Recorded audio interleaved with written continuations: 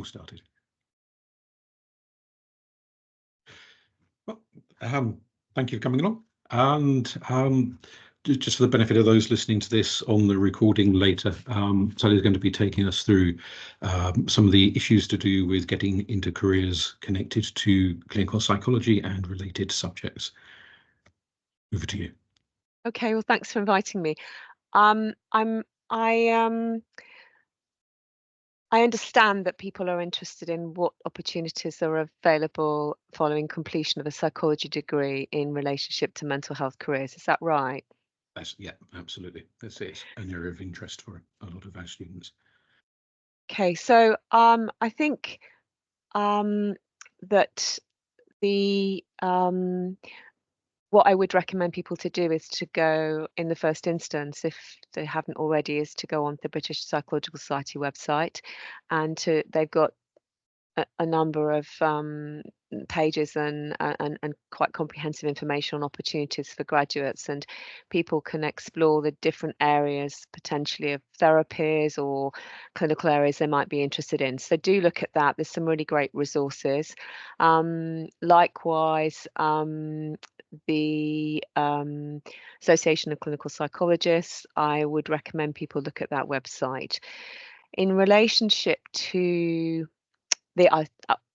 also I'd recommend people look at University of East Anglia, and they also have a range of opportunities for psychologists graduating, and some of those are very specifically clinically oriented, and I can talk about certainly one of those in more detail in a moment. So they're the areas that I'd recommend people look at. If people are interested in clinical psychology, generally the process for that is that people need to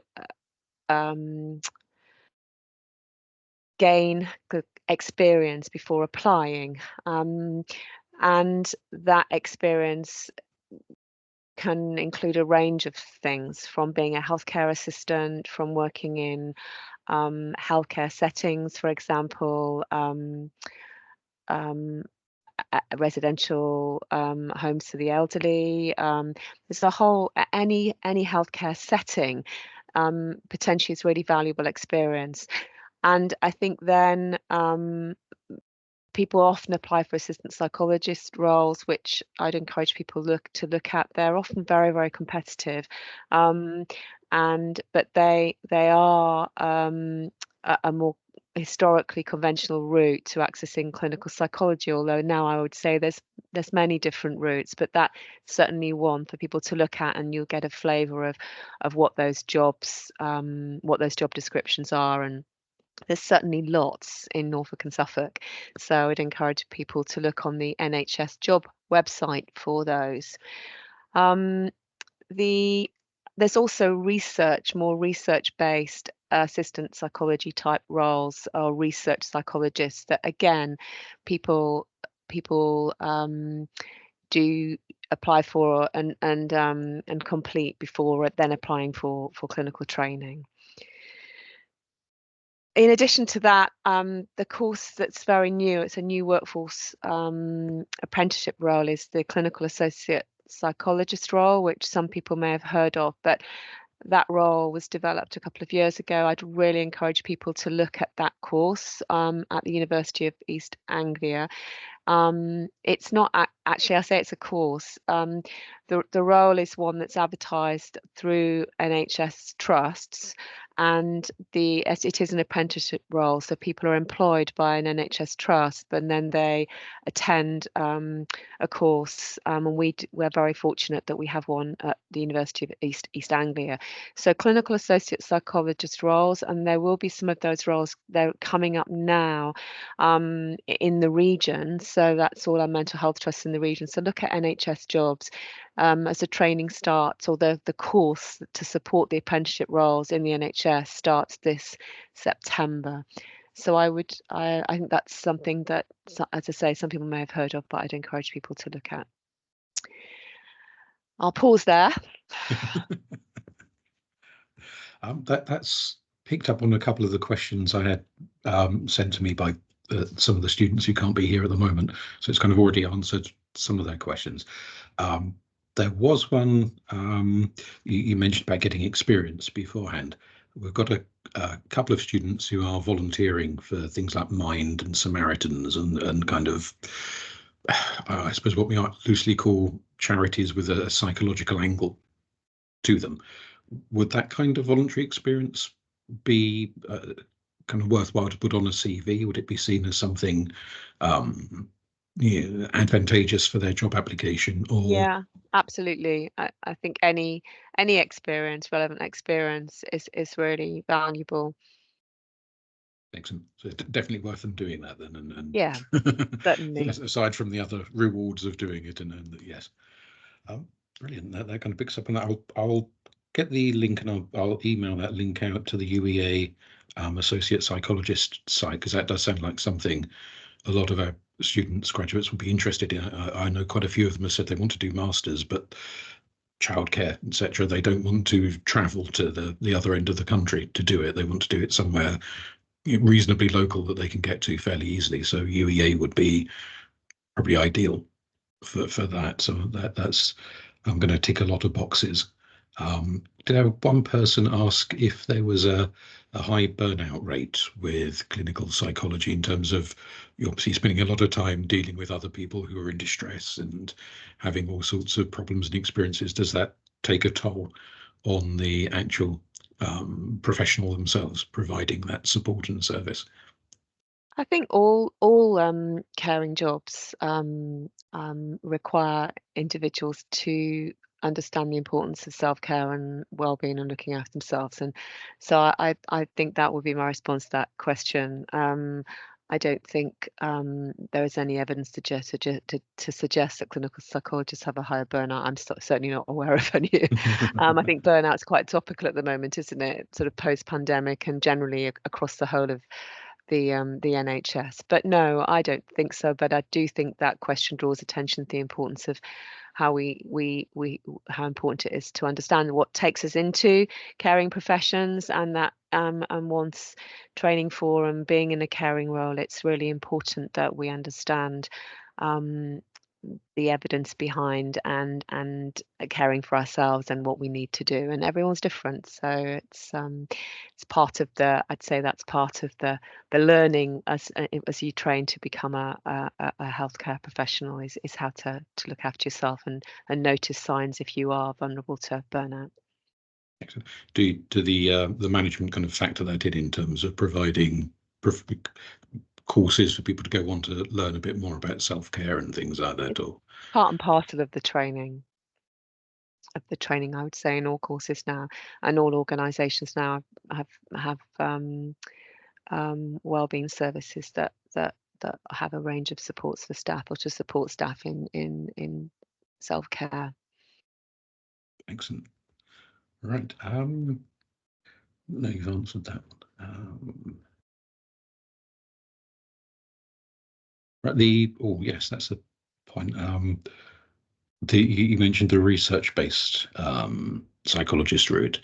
That's an area a few people have talked about, that sort of perhaps not feeling that, what should we say, dealing directly with people. Maybe for some people, some of our students at the moment might seem a bit off-putting. Maybe they'll change their mind in a few years, but at the moment they're not wholly comfortable with that. But I can imagine the research route might well appeal to some of our graduates.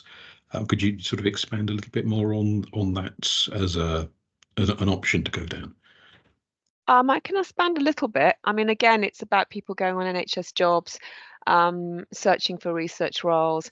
For example, NSFT has got a research team and individuals in that team specifically on research roles, where they're involved in NIHR funded research projects across the trust that are all about improving care, and therefore that there isn't a clinical component in terms of working clinically with individuals, but you would potentially be um,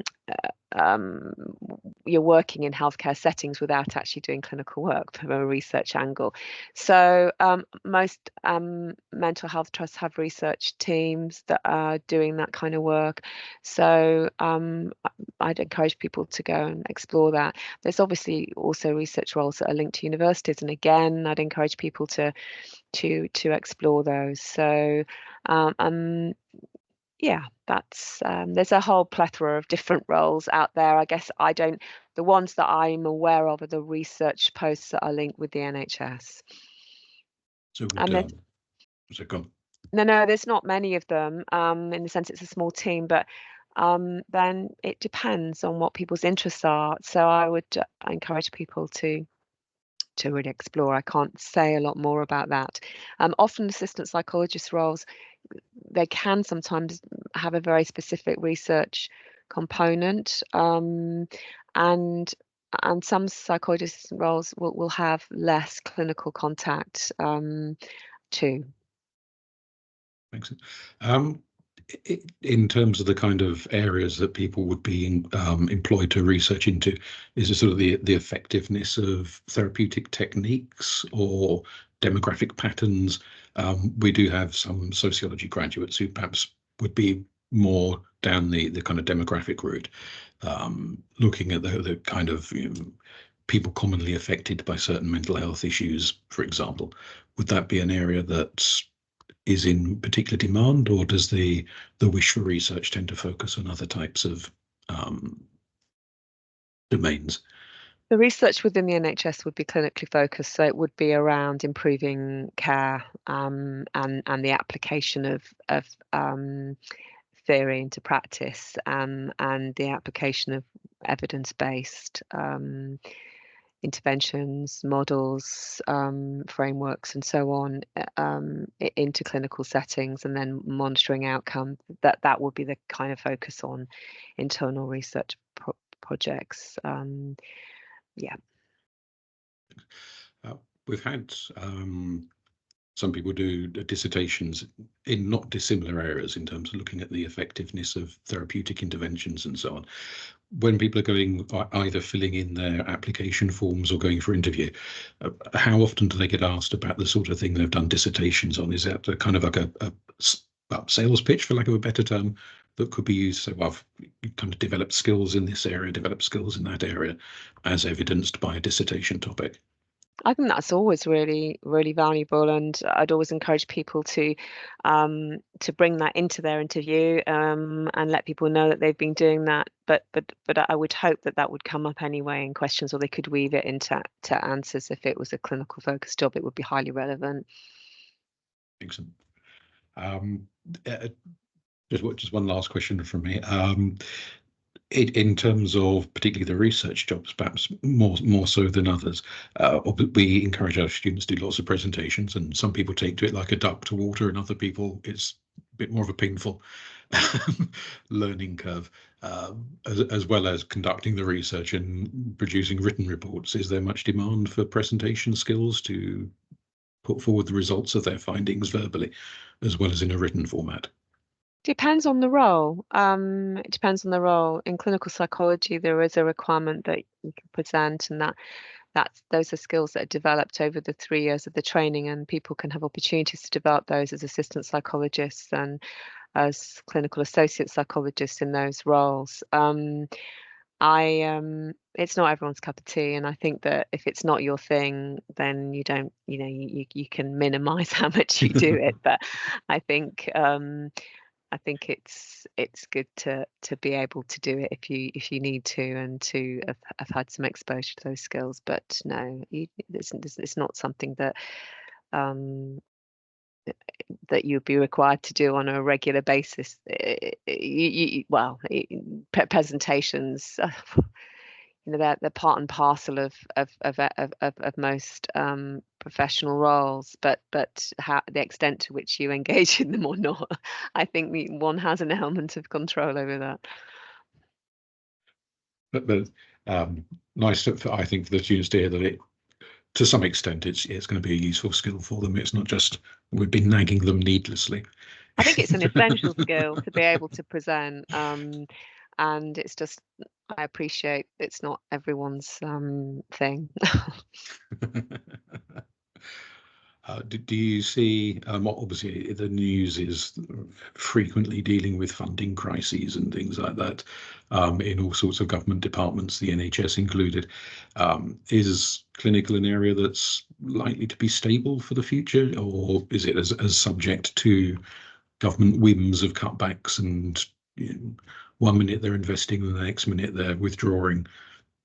Does it have those same kind of issues as a lot of other? It's no different to any other course. And there has been significant investment in the last few years in clinical training and in a whole raft of mental health courses, which people will see when they go on the UEA site and look at the sites I recommended earlier.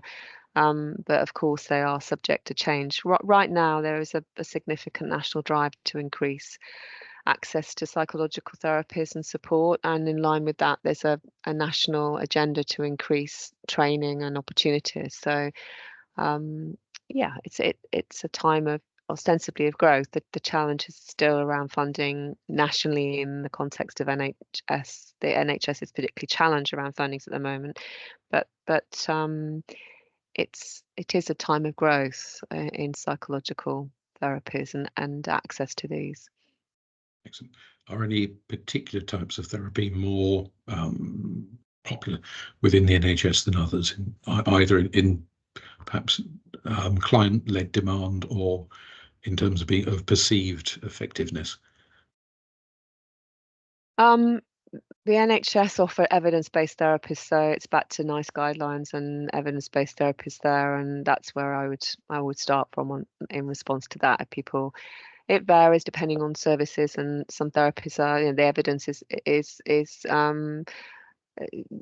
yeah, NICE guidelines are the best, and we know that some therapists work more effectively with certain service user groups than others, certain presenting symptoms, so that's services would align to that.